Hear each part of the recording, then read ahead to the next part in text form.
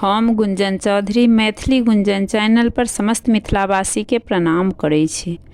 आइ हम एकटा पाबनि के गीत लऽ कऽ उपस्थित छी।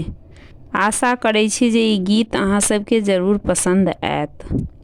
बाबा यो पावन मोर लग चायल, प्रभु जी नहीं एलखिन ना।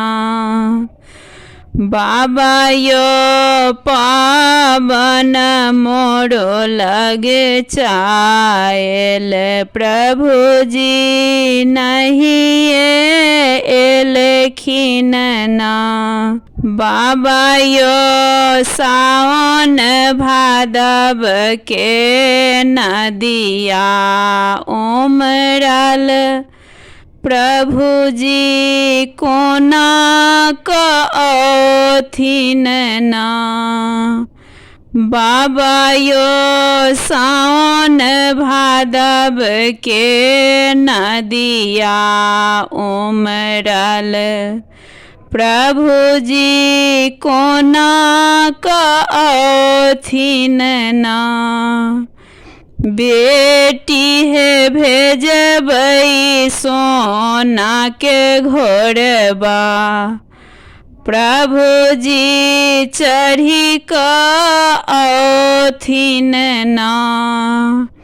बेटी है भेजबै सोना के घोड़बा, की प्रभु जी चढ़ी कथिन ना।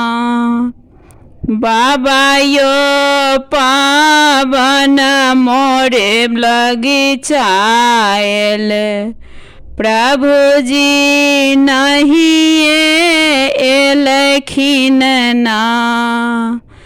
बाबा यो पावन मोर लग चायल, प्रभु जी नहीं एलखिन ना। बाबा यो जेठ आषाढ़ करौदा, प्रभु जी कोना कथिन ना।